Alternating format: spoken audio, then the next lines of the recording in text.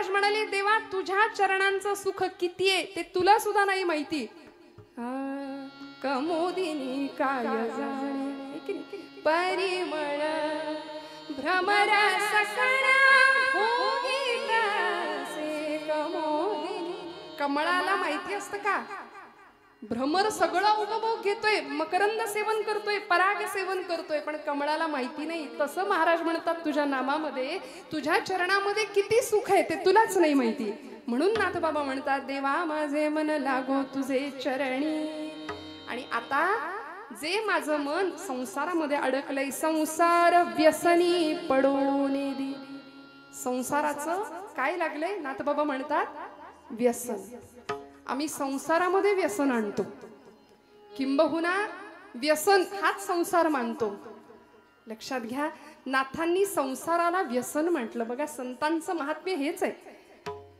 हा जन्माला आल्यापासून जो मागे लागलाय पुनरपि जननम पुनरपि मरणम पुनरपि जननी जठरे शयनम इह संसारे खलु दुस्तारे कृपया पारे पायी मुरारे भज गोविंदम. आचार्यांनी सांगितली की नाही ही रचना संसाराची. अखंड संसरती इति संसारः, संसाराची व्याख्या जो अखंड. अरिस्टॉटल नावाचा तत्ववेत्ता म्हणाला change is the only constant thing. या जगामध्ये सगळ्यात स्थिर जर काय असेल ना तर बदल. काय गंमत आहे बघा, खूप लक्ष देऊ नाही का. परिवर्तन हा जगाचा नियम आहे. संसार अखंड फिरतोय, आजचं उद्या नाही, उद्याचं परवा नाही, श्वास नवीन आहे प्रत्येक वेळी.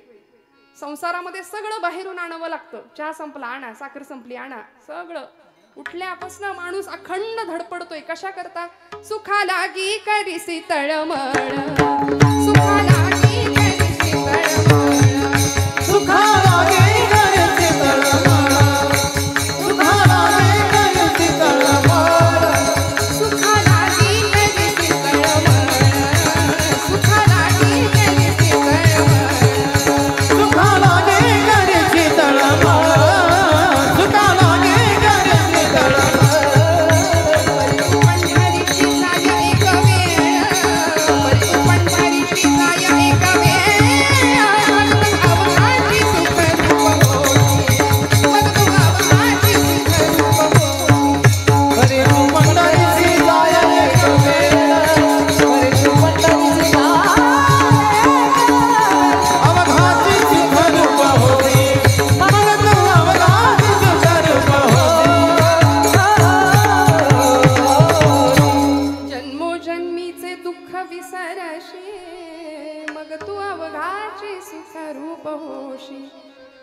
या सुखासाठी आम्ही अखंड तळमळतोय. संसारात दुःख नाही, संसारच दुःखमय आहे, संसारच दुःख आहे. मग अशा दुःखमय संसाराचं व्यसन मला लागू देऊ नको. भर्तृहरी नावाचे एक सुभाषितकार होऊन गेले, त्यांनी नीतिशतक नावाचा ग्रंथ लिहिला. त्यामध्ये माणसाला व्यसन असलं पाहिजे असं म्हणले बरं का. तुम्ही म्हणाल ताई काय बोलताय, कालपर्यंत आम्ही चांगलं ऐकत होतो आणि आज तुम्ही चक्क सांगताय व्यसन असलं पाहिजे. मग आमच्याकडे तर भली मोठी यादी आहे. व्यसन आणि फॅशन याच्या आहारी लागून आमची पिढी किती बर्बाद झाली. मी कशाला सांगायला हवं. घरं बर्बाद झाली, घराचे 2 तुकडे झाले. विधभर जमिनीच्या बांधाच्या तुकड्यासाठी सख्या भावाचा खून करणारी माणसं आज आम्ही समाजात पाहतोय. एखादा अपघात झाला रस्त्यावर तर त्याला मदत करण्यापेक्षा पहिला फोटो काढून सोशल मीडियावर माझ्याकडून पहिल्यांदा कशी बातमी जाईल याच्या मागे वखवकलेली आमची पिढी लागली आहे. आमची संस्कृती, आमचा समाज, आमचा देश, आमचा धर्म. म्हणून भारतीय पुराण पुरुषांनी, महापुरुषांनी 3Dचा जमाना तोही होता बरं का. आजही आम्ही 3D फार करतो ना, पण या 3D मध्ये 3D कुठले होते तर देव, देश आणि धर्म. याच साठी सगळा जीवनाचा अट्टहास या मंडळींचा होता. त्यामुळे बाकी व्यसन करायला वेळच नव्हती हो. बाकी व्यसन करायला वेळ नाही, बाकी गोष्टींसाठी वेळच नाही. जगाचा तो भार आपल्या शिरावर ऐसे थोडे तर वाटो द्या हो. कारण माहिती होतं माझ्या इथे प्रत्येक घराघरातनं सुवर्णाचा धूर निघत होता. इतकी श्रीमंती होती आमच्याकडे. सुवर्णाचा धूर, रत्नांच्या खाणी कुठे होत्या? भारत देशात. पण लोक आले, लुटेरे आले, अनेक स्वाऱ्या केल्या, लढाया केल्या आणि आमच्या इथलं सगळं लुटून नेलं. रिकाम्या आगबोटी आणल्या इंग्रजांनी, भरभरून नेलं. इथला ताग, इथलं लोखंड, इथली नीड, इथलं सोनं, इथला कापूस सगळं नेलं आणि आमचा राष्ट्राभिमान स्वतःच्या टाचेखाली तुडवून टाकला आणि आम्ही त्यांचे पोवाडे गातो. कुणीतरी यावं, इथलं लुटावं, इथं स्वाऱ्या कराव्यात, आमचा राष्ट्राभिमान तोडवून टाकावा, आमचा स्वाभिमान तोडवून टाकावा आणि आम्ही एवढ्या वर्षानंतर, शेकडो वर्षानंतर सुद्धा त्यांचेच पोवाडे गावेत. आमच्यासारखे शतमूर्ख आम्हीच आहे, लक्षात ठेवा. आम्हाला कीर्तनातनं ही जागृती करणं अपेक्षित आहे. आमच्या भावी पिढीला जर आम्ही नाही सांगितलं तर आमच्यासारखे पापी आम्ही ठरवू. कारण येथ वडील जे जे करीती तया नाम धर्म ठेवीती माऊली धर्माची व्याख्या आम्हाला सांगतात. मग आम्ही जर कमी पडलो तर आमच्या पिढीसमोर पुढचा येणारा भयान अंधकार त्याला आम्ही जबाबदार असू. आमच्याकडे एक म्हण आहे, आम्ही शेकडो वर्षानंतर स्वाऱ्या केलेल्यांचेच गुणगान गातो. इथली मंदिरं फोडली, मशिदी उभ्या केल्या, धर्माभिमान स्वतःच्या टाचेखाली तुडवून टाकला. घोड्यांच्या टापा आल्या, मोगलांच्या स्वाऱ्या, सुलतानांच्या स्वाऱ्या, लढाया कुणाच्याही असोत, घरदार जळून राख झाली, सत्यानाश झाला तो मराठी मुलखाचा, मराठी मातीचा.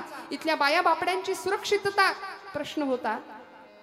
वेदशाळेतला वेद, देवळातला देव, स्त्रीचं शील, तिच्या कपाळावरचं कुंकू, तिचं चारित्र्य, तरुणांचा पराक्रम, वृद्धांचं जीवन काहीच सुरक्षित नव्हतं. अशा वेळी नाथ बाबा साक्षीदार होते बरं का. 16वं शतक आहे नाथ माऊलींचं आणि एकनाथ महाराज पैठणातनं 3.5 शक्तिपीठांकडे अवतान घालत होते. दार उघड बये, दार उघड म्हणून 3.5 शक्तिपीठांकडे सगळ्या संतांनी अवतान घातलं होतं. का हो? कारण आम्ही इतक्या वर्षानंतर सुद्धा त्यांचंच गुणगान गातोय. आपल्याकडे म्हण आहे, जो जिता वही. वाटलंच होतं मला. आता काय, आपण आपलीच दृष्ट काढली पाहिजे की नाही मीठ मोहऱ्यांनी. एकदा खरंच काढूयाच आपण. कसं कसं बघा ना, मी न काही विचारता पटकन तोंडात आलं तुमच्या, जो जिता वही. आता का म्हणाल? आजपासून म्हण बदलूया. मी हात जोडून प्रार्थना करते, आपल्या सगळ्यांच्या हृदयस्थ परमात्म्याला विनंती करते की आजपासून जो जिता वही सिकंदर नाही. अरे कुणीतरी फुटके लुटेरे येतात, आमच्या इथलं सोनं लुटतात, आमच्या इथला देव धर्म देश स्वाभिमान लुटायचा प्रयत्न करतात आणि आम्ही त्यांचंच गुणगान गातो. आजपासून जो जिते वही छत्रपती शिवाजी महाराज, जो जिता वही महाराणा प्रताप, जो जिता वही राजा विक्रमादित्य, जो जिता वही पृथ्वीराज चौहान. आजपासून त्यांचे गुडवे गायला सुरुवात करूया. जो जिता वही धर्मवीर संभाजी महाराज. का हो? नको त्या गोष्टींच्या आहारी आम्ही जातो, परिणाम संसार उद्ध्वस्त होतो. नाथांनी संसाराला व्यसन मानलं, म्हणाले मला संसाराचं व्यसन लागू देऊ नको देवा. याचा अर्थ प्रपंच करायचा नाही असं नाही. प्रपंच करावा नेटका, मग घ्यावे परमार्थ विवेका. संतांनी सांगितलं फाटका तुटका प्रपंच आम्हालाही मान्य नाही, तो उत्तमच करायचा. प्रपंच असावे सुवर्ण परमार्थी पंचीकरण. प्रपंच छानच करायचंय, उत्तम. जोडून या धन उत्तम व्यवहारे, उदास विचारे वेच करी तुकोबा म्हणतात की नाही. उत्तम प्रपंच करायचाच आहे, पण त्याचं व्यसन नाही लागू द्यायचं. कीर्तनाला येता का? नको. दूध फ्रीज मध्ये ठेवायचंय. कीर्तनाला येता का? घराला कुलूप लागलंय की नाही 10 वेळा आम्ही ओढून बघू आणि इथं आल्यानंतर सुद्धा त्या कुलपाचं चिंतन करू. असा हा संसार मागे लागलाय. नको म्हणले, आज मूडच नाही. उठलेलं बसवत नाही, बसलेलं उठवत नाही.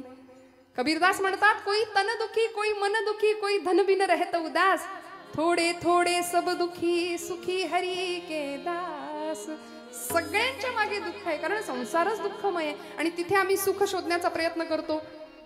स्वानंद सुख निवासी मामासाहेब दांडेकर असं म्हणाले होते की तुम्ही प्रपंचात सुख शोधता म्हणजे असं झालं की मिरच्यांच्या बाजारात जायचं आणि म्हणायचं जरा खव्याचे पेढे देता का किलोभर. आता मिरच्याच्या बाजारात तुम्हाला पेढे कुठनं मिळणार? तिथे ठसकाच लागणार आणि तिथे डोळ्यात पाणीच येणार. बरोबर आहे की नाही? मग प्रपंचात सुख नाहीये. मग असा संसाराचं मला व्यसन लागू देऊ नको नाथ बाबा म्हणतात.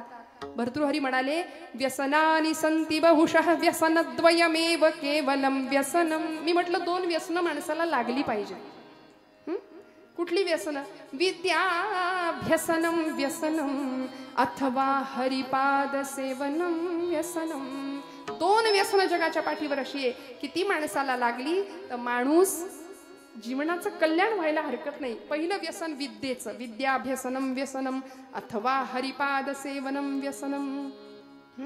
कुठली तरी कला, मग संगीतातली कुठली कला असू दे, खेळ असू दे, शिल्पकला असू दे, चित्रकला असू दे, विद्येचं व्यसन आमच्या मुलांना लागलं पाहिजे. आमची पोरं हातामध्ये एकदा ते डबडं दिलं की त्यांना जगाचं काही भान नसतं. मग आई बोलवतीये, वडील बोलवताय, जेवायला उठ बाबा, काही नाही. बसून बसून बसून किलो किलो फक्त आमची वजनं वाढतायत. का? इंटरनेट, त्याच्यावरचे गेम, मैदानी खेळ संपले. मग विद्येचं व्यसन लागावं. साहित्य संगीत कला विहीन साक्षात पशु पुच्छ विषाणहीन, हा असं एक सुभाषित आहे. म्हणले ज्याच्याजवळ कुठलं साहित्य नाही, कुठली कला नाही, कुठली विद्या नाही, त्याची गणना ही एखाद्या पशुमध्ये होणार आहे. आणि कुठला पशु? म्हणले पुच्छ विषाण. विषाण म्हणजे शिंग, संस्कृतात शिंगाला विषाण म्हणायचं. विषाण म्हणजे शिंग. शिंग आणि शेपूट नसलेला प्राणी, असं मानव प्राण्याचं वर्णन केलंय बरं का. पुढं म्हणाले तृणन्न खादन्नपि जीव मानहा. म्हणले नशीब त्या 4 पायाच्या प्राण्यांचं की हा 2 पायाचा प्राणी चारा खात नाही. कारण यानं जर एकदा चारा खायला गेला तर बाकीचे पशु जिवंत उपाशी मरतील. इतिहास आहे. आम्ही अन्न नाही खात, आम्ही माती खातो, दगड खातो, सिमेंट खातो, पैसा तर खातोच खातो. बरं चारा सुद्धा खाल्लाय बरं. विठ्ठल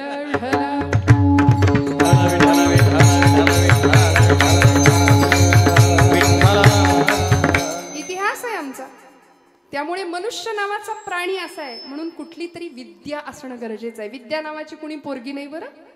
विद्या नाम व्यसनम, विद्येचं व्यसन. आणि दुसरं अथवा हरिपाद सेवनम, व्यसनम भगवंताचे पद चरण पाय, त्याचं व्यसन आम्हाला लागावं. म्हणून नाथबाबा म्हणतात संसार व्यसनी पडो नेदी. नको देवा संसाराचं व्यसन. मग कसं राहायचं म्हणाले? ऐसे असावे संसारी जवबरी प्राचीनाची दोरी. पोरी घरचार मांडीला खेळ मोडून टाकेला.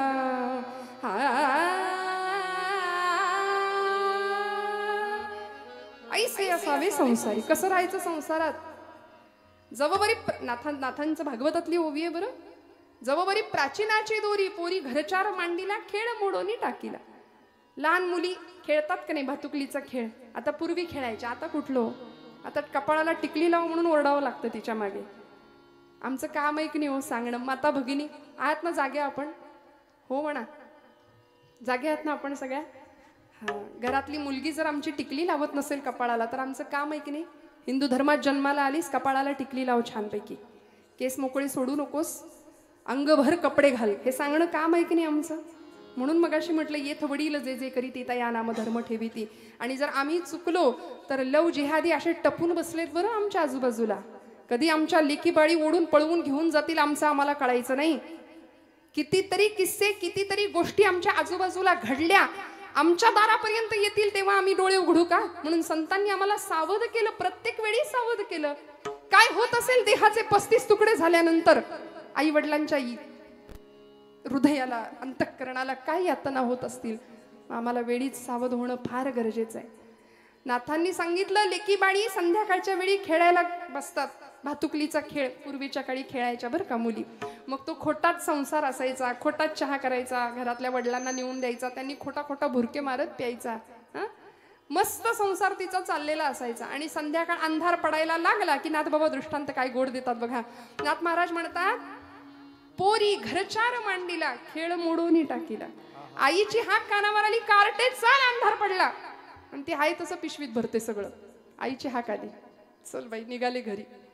लहानपणी आम्ही एक वाळूचा बंगला करायचो. तुम्ही आपल्यापैकी पण बरेच मंडळी करत असतील बघा, आहे की नाही? मुलं करतात, पाय त्याच्यामध्ये घालायचा, वाळू करायची. बायका रस्त्याचं काम करणाऱ्या असतात कधीतरी बघा, खूप प्रामाणिकपणे दिवसभर ते पोर वाळूत खेळत असतं त्यांचं. ती बाई दिवसभर काम करत असते, काबाड कष्ट, दिवसभर मोलमजुरी करावी तेव्हा तिला पगार मिळेल, मग पोट भरायचं.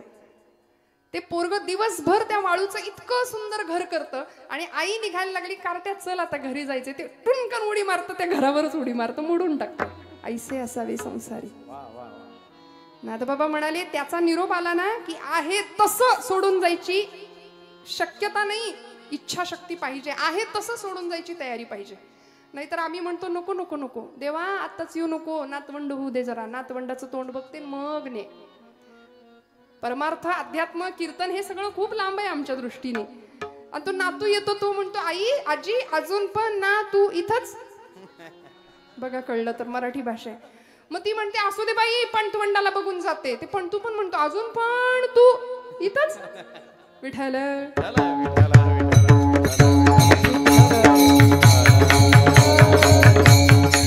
त्यामुळे लोकांना कंटाळा येईपर्यंत आमचं जीवन नसावं, संसाराचं व्यसन लागू देऊ नये. मग नाथबाबा म्हणतात की या संसाराचं व्यसन तर नकोच, तुझ्या चरणाजवळ मन स्थिर राहू दे. पण ते मन चंचल आहे, ते जर स्थिर असायचं असेल तर साधन पाहिजे. कुठलं साधन? अभंगाचं दुसरं नामस्मरण गडो संत नामस्मरण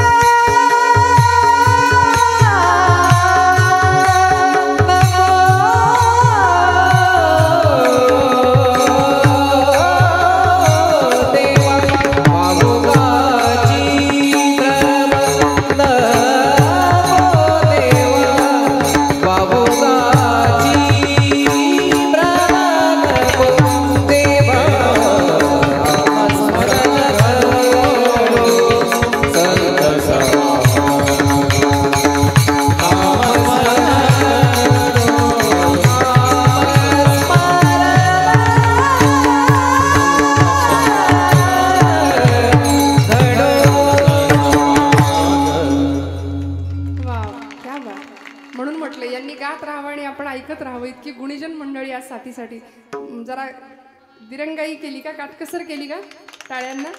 इकडे समोरनं दाद मागून नाही मिळत, खरं दाद यावी लागते. खोकला यावा तशी दाद येते आपसुक. खूप मनापासून दाद देत जा बरं का, कारण ही नादब्रह्माची स्वरब्रह्माची उपासना करणारी माणसं आयुष्य प्रचंड मेहनत कष्ट करून हे सगळं निर्जीव चांबड्यातनं इतका सुंदर आवाज काढणं आणि तुमच्या हृदयाला आनंद देणं हे सोपं नाहीये, हे सोपं नाहीये. नाथबाबा म्हणतात नामस्मरण घडो संत समागम, वावुगाची भ्रम नको देवा. मला तुझं नाम दे भगवंता, कारण मी तुझी पूजा फक्त नामानेच बांधू शकतो. तुका म्हणे मज अवघे तुझे नाम, धूप दीप राम कृष्ण हरी, कासयाने पूजा करू केशी राजा. भगवंता मला तुझं फक्त नामच घ्यायला आवडतं, मला बाकी जमत नाही काही. कारण तुझं नाम घेणं इतकं सोपं आहे, इतकं सोपं आहे. बघा ना, देवाचं नाम सोपं आहे की नाही घेणं? कधीही घ्या, कुठेही घ्या. हो येता जाता, उठत बसता, कार्य करता, तदा देता घेता, वदनी वदता, ग्रास गिळता, घरी दारी शय्येवरी अतिसुखाचे अवसरी, समस्तांची लज्जा त्यजुनी भगवत चिंतन करी. कुठेही कुठल्याही स्वरूपात कुठेही नामाला बंधन नाही. सातारचे संत ब्रह्मचैतन्य गोंदवलेकर महाराज म्हणतात की नाम हे उपाधी रहित असावं. नामाला कुठली उपाधी नाही, काही बंधन नाही, कधीही घ्या, कुठेही घ्या. जनाबाईने काही विशिष्ट ध्यानधारणा केली होती का हो? पण जनाबाई अहो कधीही कुठल्याही वेळी हातामध्ये जात असायचं, खुंटा हातात आला, एकीकडे पाय पसरलाय की हाक मारलीच पांडुरंगाला. जनी मांडते दणाणा नाम ओठी घोळत धडधडते. पांडुरंगा सख्या ये की रे बाबा, ये की रे बाबा, येशील का रे सख्या? दळिता कांडिता तुझं गाईन अनंत म्हणून हाक मारावी, असा पाय जनाबाईनं पसरलेला आणि हाक मारायची. जनी मांडते दळण नाम ओठी घोळते, भारी जड हे जाते तुझी या विना. आणि सखा पांडुरंग म्हणायचा, जने जने जने आलो थांब. काय वेळ लावत होता हो भगवंत, नाही लगेच यावं. हाक तुझी येता कानी झोप बुडानी गावाई, का दडतेस एकली माझ्या विना. सख्या आलास का रे पांडुरंगा? हात तुझा लागला रे, जात झालं हलक हलक, दारी आलं अमृत पिक तुझी या दिठीन. जने खरं सांगू का ग तुला, मी सुद्धा एकटाच आहे ग. माझ्याकडे येणारा प्रत्येक भक्त फक्त काहीतरी मागायला येतो. मीही होतो एकला, करमेना मुळी मला, आरसा मला गे दिधला तुझी या दिठीन. दिशा उजळल्या गेला कोंबडा,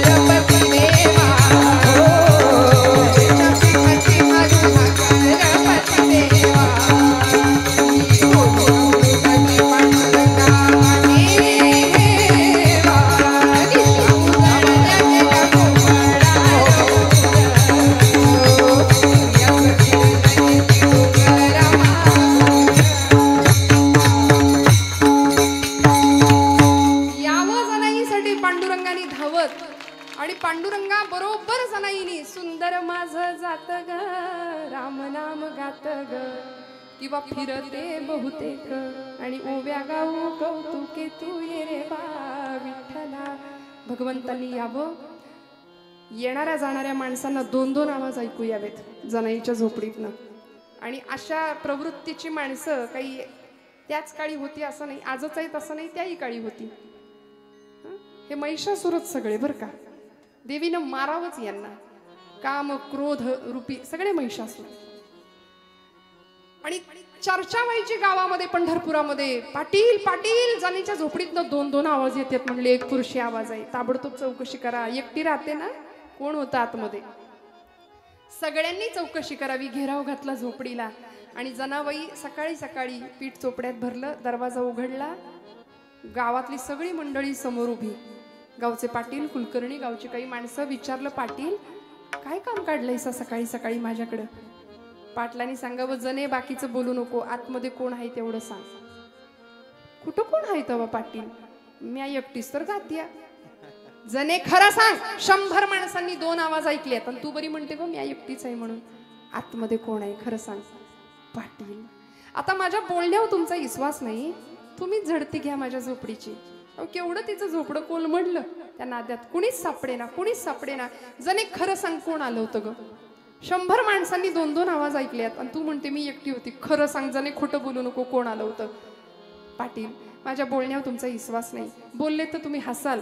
सांगू का कोण आलं होतं? पांडुरंग आला होता. हसले सगळे. पांडुरंग? आणि तुझ्या झोपडीत जणे पांडुरंग कशापायी आला होता ग? पाटील काय सांगू, जोंधळ्याच्या भाकरीची चवलैयारी, पंढरीचा राणा येतो जनाईच्या दारी.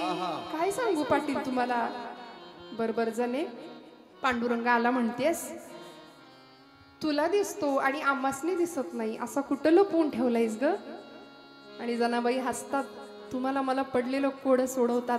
जनाबाई म्हणतात, पाटील लपवायचा कुठं असतो, हृदयाचा बंदी खाना केला, हृदयाचा बंदी खाना केला, हृदयाचा बंदी खाना केला, हृदयाचा बंदी खाना केला, हृदयाचा बंदी खाना केला.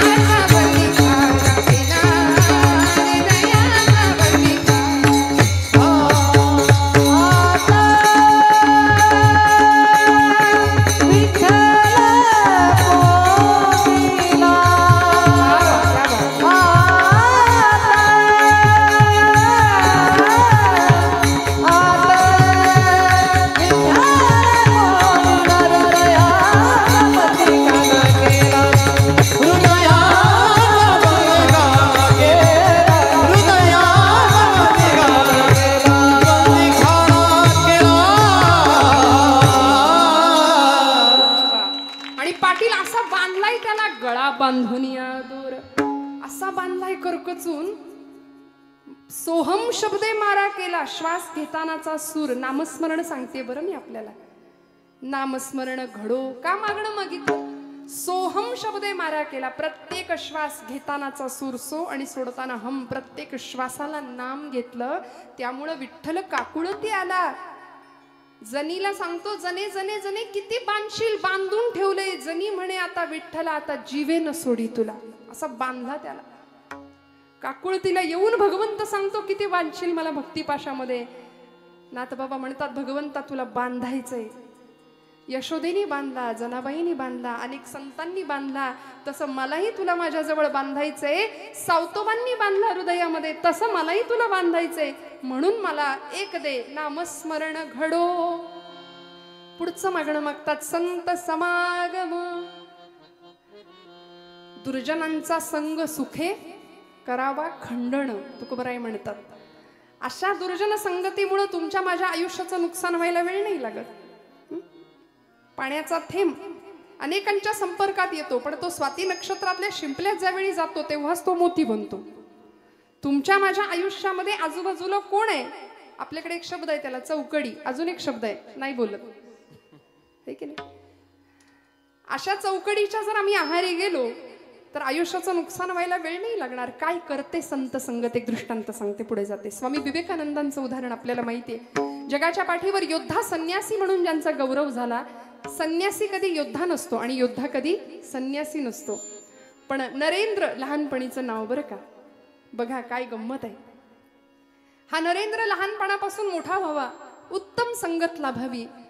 खरं तर पाश्चिमात्य शिक्षणाचा प्रभाव होता आयुष्यावर. 16व्या वर्षीच अगदी वडिलांना विचारावं, बाबा आमच्यासाठी तुम्ही काय केलं. आताची पोरं सुद्धा विचारतात बघा, चटकपटक जरा गुण आला बोलण्याचा की आम्ही विचारतो, तुम्ही आमच्यासाठी काय केलंय. मग आपण काय म्हणतो, अरे तुझ्यासाठी काय नाही केलं. रक्ताचं काय केलं, पाणी केलं. हाडाची काढं केली. जीवाचं क्या बात आहे, सगळं माहिती आहे तुम्हाला. हे सगळं केलं तुझ्यासाठी, पण पोरगा विचारतो तुम्ही आमच्यासाठी काय केलं. मग आता वडील म्हणून विश्वनाथ बाबूंची जबाबदारी काय होती बघा. विश्वनाथ बाबू दत्त नरेंद्रांच्या वडिलांचं नाव. कलकत्ता हायकोर्टाचे सुप्रसिद्ध वकील होते. नरेंद्रांनी प्रश्न विचारला, बाबा तुम्ही आमच्यासाठी काय केलं, तुम्ही आमच्यासाठी मागे काय ठेवलंय. त्यावेळी नरेंद्रांना विश्वनाथ बाबू सांगतात, नरेंद्रा, घरामध्ये आपला कपाटाचा मोठा आरसा आहे की नाही, त्या आरशासमोर जाऊन उभा राहा, तुला उत्तर मिळेल तुझ्या प्रश्नाचं. आणि खरेच नरेंद्रनाथ कपाटासमोर जाऊन उभे राहिले, आरशासमोर स्वतःचं प्रतिबिंब आरशामध्ये पाहिलं आणि टचकन डोळ्यात पाणी आलं. उत्तर मिळालं. बाबांनी माझ्यासाठी काय ठेवलंय, आई वडिलांनी माझ्यासाठी काय शठेवलंय. उत्तर मिळालं की खरंच एवढा सशक्त बलदंड देह, एवढी देखणी शरीर यष्टी, काम करण्याची बुद्धिमत्ता, इच्छाशक्ती, स्वतःच्या कर्तृत्व शक्तीवर, बुद्धिमत्तेवर पूर्ण विश्वास, या पलीकडे आई वडिलांनी काय ठेवायचं असतं मागे. मला सांगा तुम्ही, आम्ही इतके जिजतो, आम्हाला जे मिळालं नाही ते आमच्या पोरांना मिळालं पाहिजे. आम्हाला नाही बाईक मिळाली, आमच्या पोराला त्याला काडीची अक्कल नसताना 10वी 12वी त्याला मोटरसायकल मिळते, त्याला काडीची अक्कल नसताना अगदी ऐन वयामध्ये त्याला मोबाईल मिळतो, आणि आम्ही कौतुकाने म्हणतो माझं 1.5 वर्षाचं पोरग काय मोबाईल हँडल करतं, मला सुद्धा त्यातलं फंक्शन कळत नाही, एवढं छान. हे कौतुक नाहीये. योग्य वयात जर आम्ही त्यांना नाही शिकवलं ना, योग्य वयात, माझ्या नेहमी आवडीचं वाक्य बऱ्याचदा मी बोलते की आम्ही मुलांच्या हातामध्ये योग्य वेळी योग्य वयात जर भगवद्गीता नाही दिली तर उद्या कोर्टात जाऊन गीतेवर हात ठेवण्याची पाळी त्याच्यावर आल्याशिवाय राहणार नाही. भगवद्गीता योग्य वेळी हातात द्या, तिकडे हात ठेवण्याची पाळी नाही येणार. आमचे आदर्श प्रचंड वेगळे आहेत बरं. आता जुन्या पिढीचे आदर्श वेगळे होते. मी जर इथं बसलेल्या बुजुर्ग माणसांना, जुन्या माणसांना विचारलं ना की तुम्हाला कोण आवडायचं, आमच्या पिढीला विचारलं ना, ए तुला कोण आवडतं, ते पटकन कुठल्या तरी हिरोचं नाव सांगतं. आहे की नाही. कोर्टाच्या त्या तुरुंगाच्या दारामध्ये त्या जजनी तुरुंगवासाची शिक्षा सुनावल्यानंतर तिथं रडतो ढसाढसा. असा सलमान खान नावाचा हिरो आमच्या पिढीचा हिरो आहे, आदर्श, आयडॉल. आणि आमच्या जुन्या मंडळींना विचारलं की तुमचे आदर्श कोण होते, तर जेलमध्ये, कोर्टामध्ये जजनी तुरुंगवास नाही, फाशीची शिक्षा सुनावल्यानंतर सुद्धा फाशीच्या तख्तावर चढून दोराचं चुंबन घेणारा 22 वर्षाचा एक क्रांतिकारक, ज्याची आई तुरुंगाच्या बाहेर भिंतीला हात लावून रडते की मला एकच पुत्र मिळाला. लोक विचारतात का रडताय आई साहेब, का रडता मातोश्री.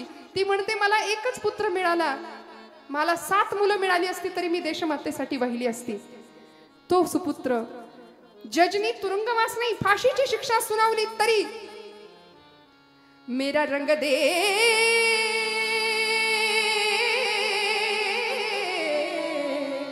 मेरा रंग दे बसंती चोला, माय रंग दे, मेरा रंग दे बसंती चोला, माय रंग दे, मेरा रंग दे, मेरा रंग दे, रंग दे, रंग दे बसंती चोला, माय रंग दे, मेरा रंग दे, मेरा रंग दे, मेरा रंग दे, मेरा रंग दे, मेरा रंग दे, मेरा रंग दे.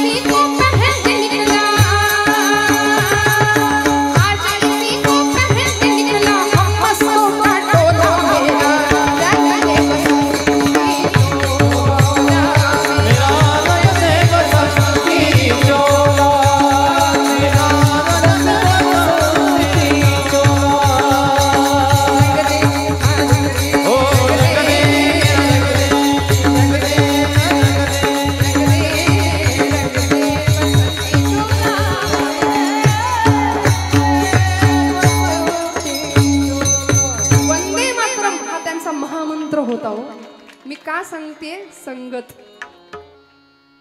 संत संगत मिळाली, सज्जनांची संगत मिळाली. भगतसिंग, राजगुरू, सुखदेव, अनंत कान्हेरे.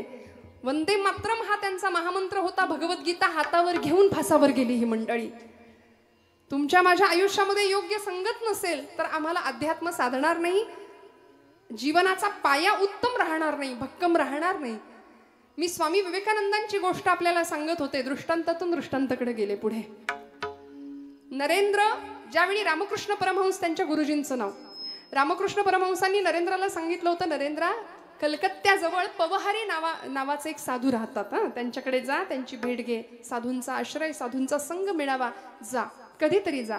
पण स्वामीजींना वेळ नाही मिळाला, कारण ते परदेशामध्ये गेले. शिकागोची धर्मपरिषद जिंकली. 11 सप्टेंबर 1893 जागतिक कीर्तीचा इतिहास घडवणारा तो दिवस आम्ही विसरतो बरं का. या तारखा नको ते तारखा लक्षात ठेवतो, नको ते दिवस लक्षात ठेवतो. 14 फेब्रुवारीला महापूर येतो आमच्याकडे प्रेमाचा, असं उतू जातं त्या दिवशी. इतकं मदर डे, फादर डे, रोज आई वडिलांचे स्मरण अंतःकरणात ठेवायला काय बिघडतो? कशासाठी वेगळे दिवस पाहिजेत?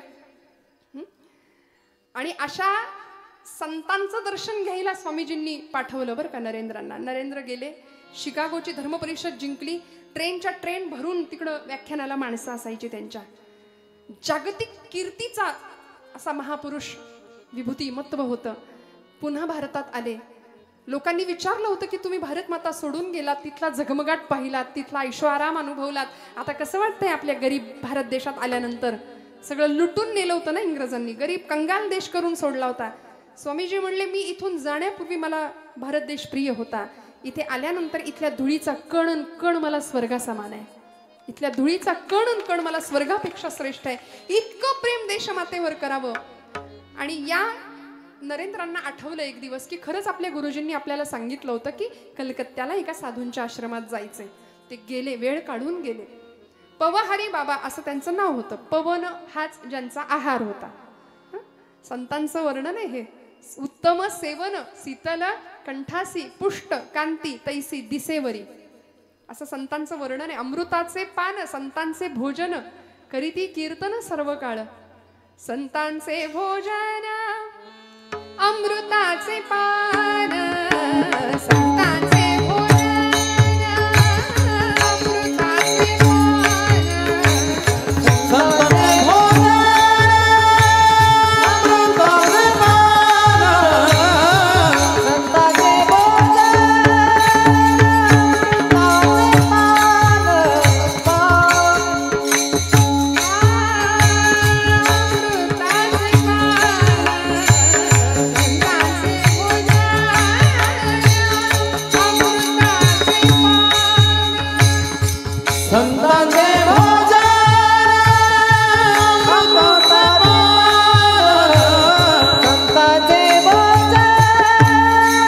अमृताचे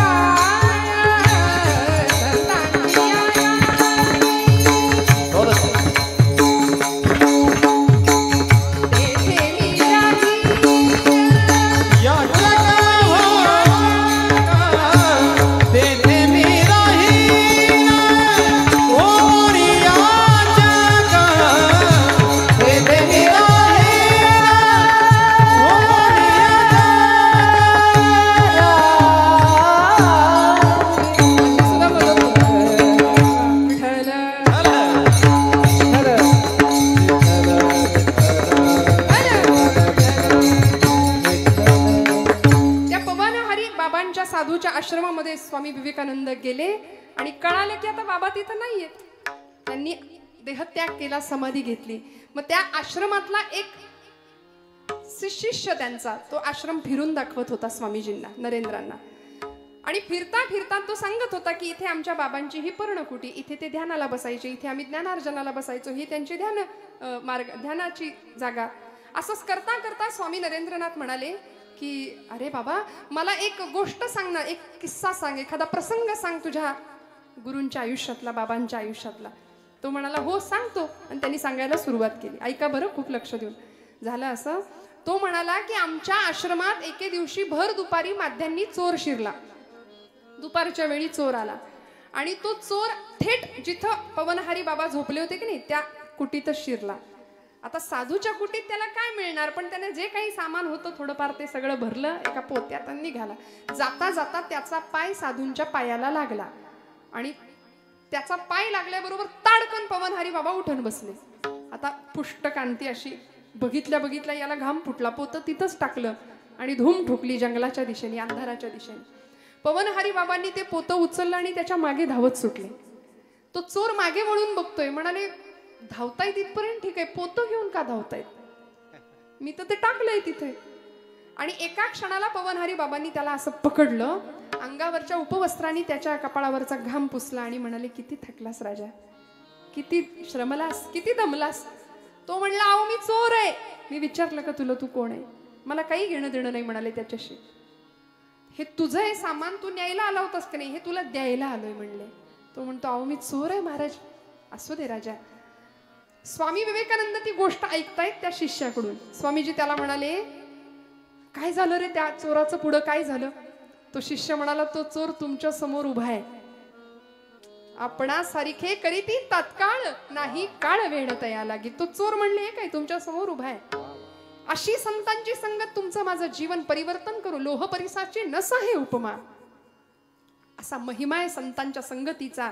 सत्संगत्वे निसंगत्वम, निसंगत्वे निर्मोहित्वम, निर्मोहित्वे निश्चलत्वम, निश्चलत्वे जीवन मुक्ती.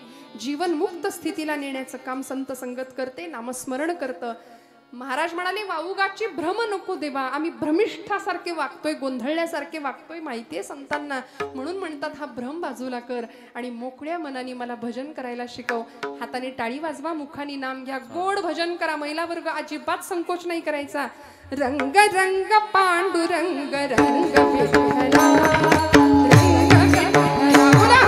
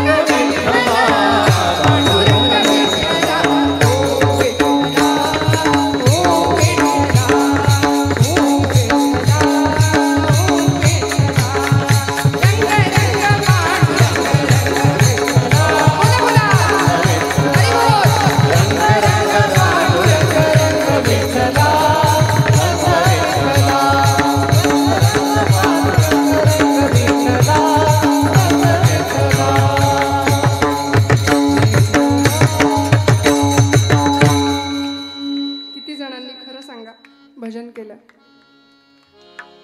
हात वर करताय अगदी प्रामाणिकपणे महिला वर्ग.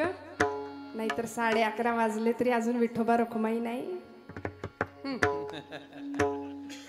आणि पुंडलिक वरधारी विठ्ठल श्री ज्ञानदेव तुकाराम पंढरीनाथ महाराज की आम्ही सगळं म्हणायचं, तुम्ही नुसतं हे असं असं नाही बरं का. भगवंताला लबाड भक्ती सुद्धा कळते. नाथांचं मागणं असं उदात्त आहे आणि आम्हाला सुद्धा वस्तुपाठ दाखवणार आहे बरं का. काय मागायचं, नामस्मरण मागितलं, संतसंग मागितला, भ्रम नको. कारण हे जगच भासमान आहे. ब्रह्मसत्यं जगन मिथ्या, जीवो ब्रह्मैव नापरः आचार्य शंकराचार्य म्हणतात.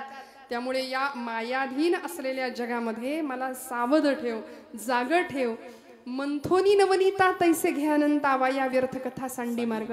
माऊली म्हणते की नाही, नामा परते तत्व नाही रे अन्यथा, वाया आणि पंथा जाशी जणी.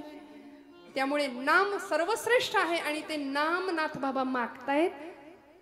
जसं दुधामध्ये तूप आहे का, दुधात लोणी आहे का, आहे का, जागेत का आपण सगळे? दुधामध्ये लोणी आहे का, आहे नाही आहे? बर ते दिसतं का? ते दिसण्याकरता प्रोसेस आहे की नाही. ते विरजण लावण्यापासून जितकं चांगलं ताक आम्ही घुसळू तेवढं चांगलं लोणी वर येईल. जसा दुधामध्ये लोणी तसा देही चक्रपाणी. आचार्य प्रल्हाद केशवात्र्यांचं भजन आहे. देह देवाचे मंदिर, आता आत्मा परमेश्वरा, देवाचे मंदिर जशी उसात हो साखर तसा देहात हो ईश्वर. सगळं नाही म्हणत बरं. तुका सांगे मूढ जना देव देही का पाहना. अनेकांना वाटतं तुकोबरायांचा अभंग आहे की काही. आचार्य प्रल्हाद केशव अत्र्यांचं ते पद आहे. ते म्हणाले जसं दुधामध्ये लोणी तसा देही चक्रपाणी. दुधातलं लोणी आहे पण दिसत नाही, मग ते करता मंथन करावं लागेल, म्हणजे घुसळावं लागेल. आणि मी नेहमी म्हणते फिजिक्सचा म्हणजे भौतिकशास्त्राचा नियम आहे की ज्यावेळी आपण एनर्जी सेंट्रलाइज करतो, ऊर्जा ज्यावेळी सघन केली जाते, सगळा वारा एकत्र आणला पवन ऊर्जेच्या माध्यमातून, त्यावेळी वीज निर्माण झाली. सगळं पाणी एकत्र केलं त्यावेळी वीज निर्माण झाली. तसं ऊर्जा एकत्र केली की ती जास्त कार्यशक्ती देते, जास्त पॉवर देते. तसं भगवंतांनी आम्हाला प्रचंड मोठी ऊर्जा शक्ती देऊन पाठवले. ती झोपली आहे सध्या. तिला जर जाग करायचं असेल तर भजनाशिवाय पर्याय नाही. म्हणून नामस्मरण संत भगवंताकडे मागतात की माझ्याकडून नाम करून घे भगवंता, हाची माझा नेम सिद्धी नेई आणि हे सगळं तूच करून घे. आम्ही ध्यानाला बसतो, लोक म्हणतात काय ध्यान बसले. असं आमचं ध्यान. हातामध्ये जपमाळ, समोर टीव्हीवर आई कुठं काय करते, ती अरुंधती आली की रामकृष्ण हरी रामकृष्ण हरी राम, आणि संजना आली की रामकृष्ण हरी रामकृष्ण हरी रामकृष्ण हरी. असा आमचा अध्यात्म, असा आमचा जप. जेणे विठ्ठल मात्रा घ्यावी तेणे पथ्य सांभाळावी. गळ्यात माळ असली पाहिजे, पण माळेला मणी किती असतात हो? नक्की का? तेवढ्या खोड्या काहींकडे असतात. कोरोनाच्या काळात संयम नाही राहिला. डॉक्टरांनी सांगितलं माळा काढा.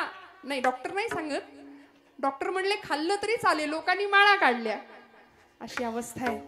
त्यामुळे गळा माळ शोभे आत्मरूप शांती, भक्तिभाव दोन्ही धरू टाळ हाती. असं अध्यात्म तुमच्या माझ्याकडून घडावं ही अपेक्षा आहे नाथांची. म्हणून मस्त भजन करा आता. विठोबा रखुमाई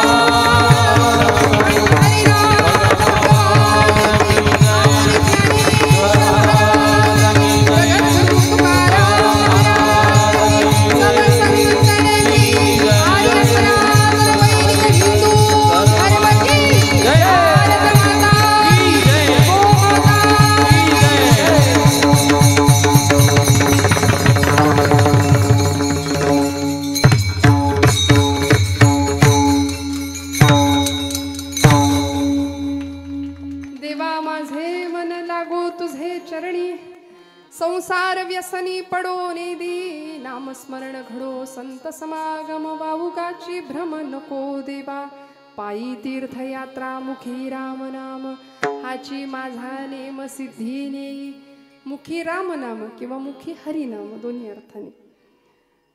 नाथांनी भगवंताकडे नाम मागितलं. काय काय मागितलं बघा. तुम्ही आम्ही काय मागतो?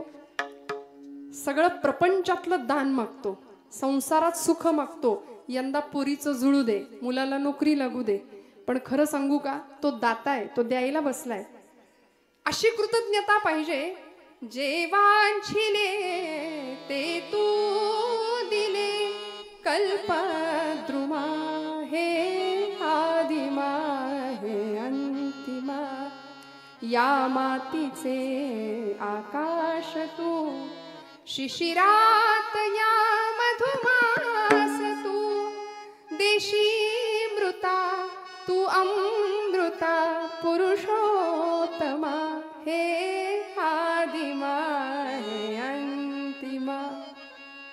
देणे तुझे तुके शिरी, झालो ऋणी जन्मांतरी, अपकार मी अपराध मी, अपकार मी अपराध मी, परी तू क्षमा हे आदिमा हे अंतिमा, हे आदिमा हे अंतिमा.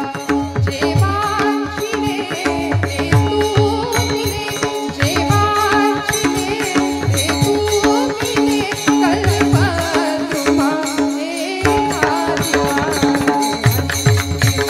हे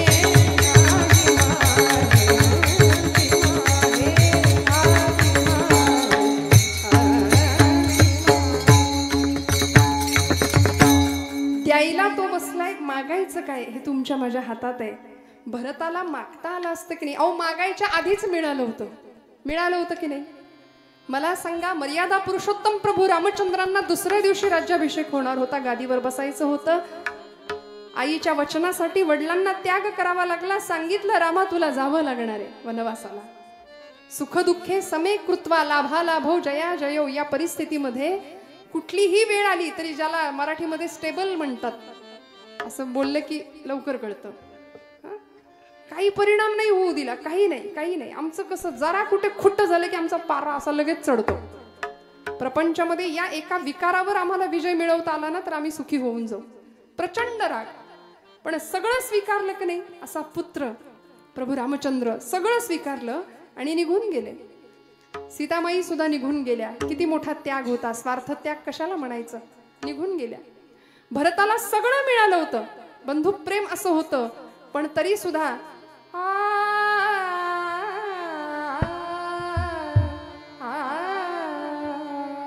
काय मागितलं. गेले की नाही. मागे मागे मागे सुमंतांना पाठवलं. आधी भरद्वाज ऋषींच्या आश्रमामध्ये प्रभू थांबले होते. तिथून पुढे भगवंत निघून गेले. जिथं बसले होते त्या जागेवर असा हात कुरवाळत होते आणि आसव ढळत होते. भरद्वाज ऋषी म्हणाले, भरता आजपर्यंतची जी पुण्याई साठली त्या पुण्याईचं फळ म्हणून प्रभू रामचंद्राचं दर्शन मला झालं, आणि रामांच्या दर्शनाची पुण्याई जी साठली त्याचं फळ म्हणून तुझ्यासारख्या भक्ताचं दर्शन मला झालं. भरता किती श्रेष्ठ आहेस तू, किती श्रेष्ठ आहे. काय मागितलं. नाथांनी चरण सेवा मागितली, चरणाजवळ मन. भरतानी तेच मागितलं. तात गेले माय गेली, तात गेले माय गेली, तिथेला भेला. तात गेले माय गेली, भरता तापोरका, मागणे हे एक रामा, आपुल्या द्या पादुका, मागणे रामा, आपुल्या द्या पादुका.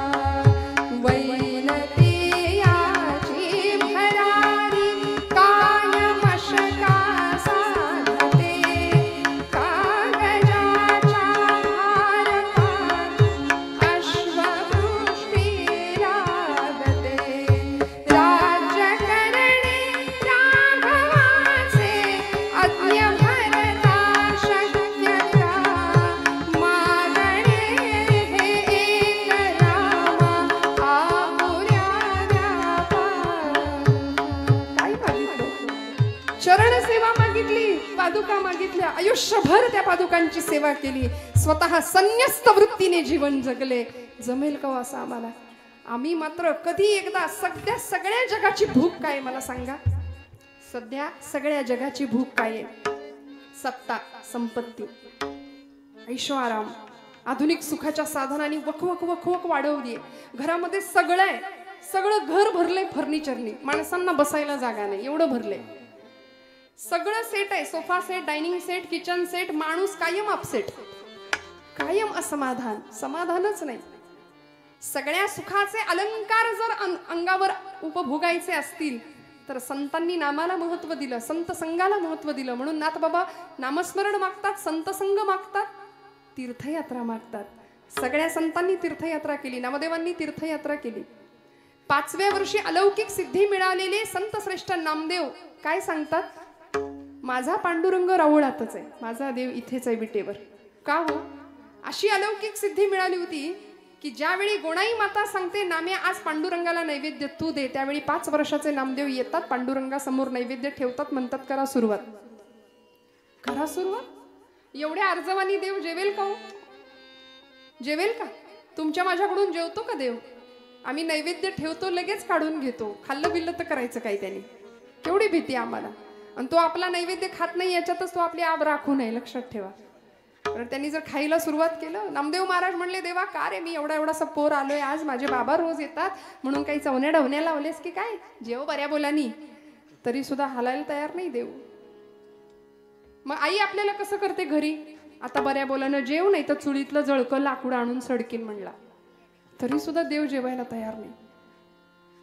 आणि एक क्षण असा आला, नामदेव महाराज म्हणले पांडुरंगा 5 वर्षाचं वय आहे बरं. म्हणाले पांडुरंगा आता जर जेवला नाही ना तर बाबा येतील, मला विचारतील नाम्या देव जेवला का? देव जेवल्याशिवाय तू जेवायचं नाही असं मला सांगितलंय. मग मला विचारतील देव जेवला का? मग त्यांच्या हातून मार खाण्यापेक्षा पांडुरंगा तू जर बऱ्या बोलानी जेवणार नसशील तर इथं या पायरीवर डोकं आपटून जीव देतो म्हणले. आणि धाडकन डोकं आपटणार पायरीवर. एवढ्यात डोक्याखाली मऊसर हात लागला, डोक्याला लागलं नाही आणि गाभाऱ्यातनं आवाज आला, नाम्या नाम्या अरे वेडा की काय तू? दगडाचा देव कधी जेवतो का रे? नामदेव हुशार महाराज. महाराज म्हणाले पांडुरंगा दगडाचा देव कधी बोलतो का रे? बोललास चल. चाटून पुसून ताट स्वच्छ करायला लावलं पांडुरंगाला. सगळं ताट स्वच्छ करून आले, घरी आले आणि गोणाई मातेनं बघितलं रिकामं ताट, म्हणली कारट्या धीर नाही धरवला, सगळं संपवलं, भूक लागली करतो. आई अगं मी नाही संपवलं. मग कुणी संपवलं? अगं ज्याच्यासाठी दिलं होतं त्यांनी संपवलं म्हटले. कुणी संपवलं? पांडुरंगानी. देव जेवला? हो आई देव जेवला. कुणी बघितलं? कुणी कशाला बघायला पाहिजे आई? नाम्या खोटं बोलू नको, देव कसा जेवेल? अगं आई खोटं कसं बोलायचं हेच माहिती नाही ग मला. आम्हाला वेळ लागतो का खोटं बोलायला आमच्या पोरांना? कारण आम्हीच त्यांना शिकवतो, ही वस्तू तुला दिली आहे, ही दुसऱ्या कुणालाही द्यायची नाही. मग ते पोरग कळायला लागल्यापासून हे सगळं माझं आहे असे आम्ही बांधावर उभे राहतो. आलेल्या पाहुण्यांना सांगतो ते झाड ते डोंगर दिसतंय का, तिथपर्यंत सगळं माझं आहे. ती धरणी माता हसते आपल्यावरती, म्हणते याचा पणजा सुद्धा हेच म्हणायचा, याचा आजा सुद्धा हेच म्हणायचा, हा सुद्धा हेच म्हणतोय. म्हणून भूमिपती नाही भूमिपुत्र असावं आम्ही. लक्ष्मीपती नाही लक्ष्मीपुत्र होण्याच्या प्रयत्नात असावं. भगवंताची कृपा झाल्याशिवाय राहणार नाही. गोणाई माता विचारते नाम्या खरं सांग कोण जेवलं? खरं सांग, कोणी बघितलं देव जेवलेला? खोटं बोलायला लागलास? नामदेव महाराज म्हणतात आई आई खोटं कशाला बोलू? या डोळ्यानी मी ग पाहिला, या डोळ्यानी मी ग पाहिला, देव जेवला ग देव जेवला, देव जेवला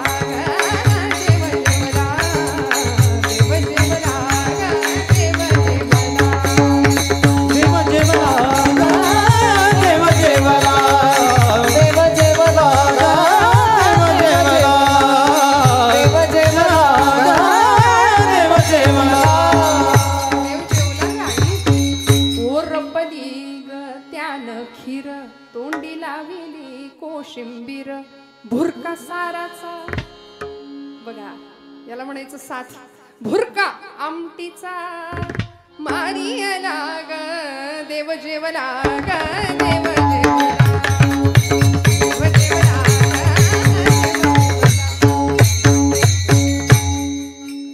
आई देव जेवला म्हणून सांगितलं. भगवंतासाठी सगळं सर्वस्व नामदेवांसाठी पांडुरंग होता. भगवंतांनी सांगितलं नाम्यानी बोलवलं की येणार, त्याच्याबरोबर खेळणार, त्याच्यासोबत जेवणार, त्याच्या कीर्तनात नाचणार सुद्धा. त्यामुळे तिथे पांडुरंग हाच परमात्मा, पंढरपुरातच पांडुरंग आहे या भावनेत असलेले नामदेव महाराज ज्यावेळी ज्ञानदेव सांगतात नाम्या अरे पंढरपुरात राहून भागायचं नाही, बाहेर पडावं लागेल. शिंप्याच्या जातकुळी जन्माला आलास म्हणून काय झालं, सगळ्या जगाला कळू दे नामदेव नावाचा शिंपी अवघा देश शिवायला निघालाय प्रेमाच्या धाग्यानी आणि भक्ती नावाच्या सुईनी. अवघा प्रांत जोडला, घुमांपर्यंत पोहोचले, पंजाब प्रांतापर्यंत. एकही राष्ट्र एकही राज्य असं नाहीये की जिथे नामदेवांच्या खुणा नाहीयेत. आज सगळीकडे पोहोचले. ज्ञानदेवांनी तीर्थयात्रा केली, नाथांनी तीर्थयात्रा केली, तुकोबांनी तीर्थयात्रा केली, अनेक संतांनी तीर्थयात्रा केली. पायी तीर्थयात्रा मुखी हरिनाम हाची माझा नेम सिद्धी नेई. आणि शेवटच्या चरणामध्ये नाथ बाबांना पांडुरंग विचारतात भगवंता नाथा काय हवंय, अजून अजून काय हवंय मागा, अजून काय हवंय. काही मागणे नाही नाही देवा आणि मागणे नाही नाही देवा.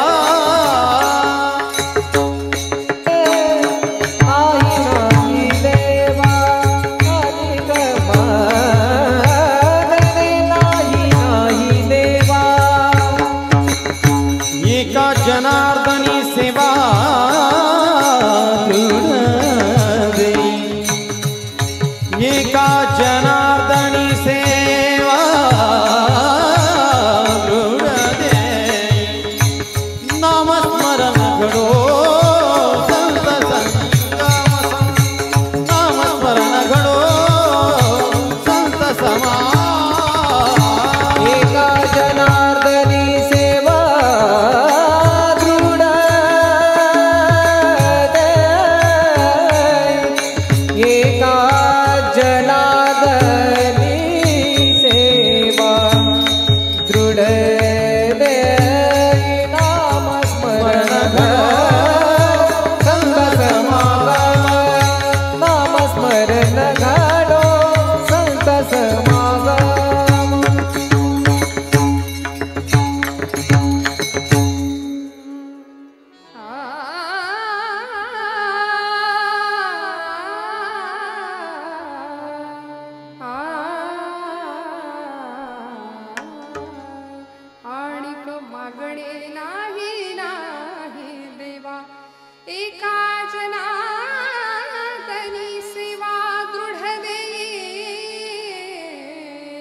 स्मरण घडो संत समागम.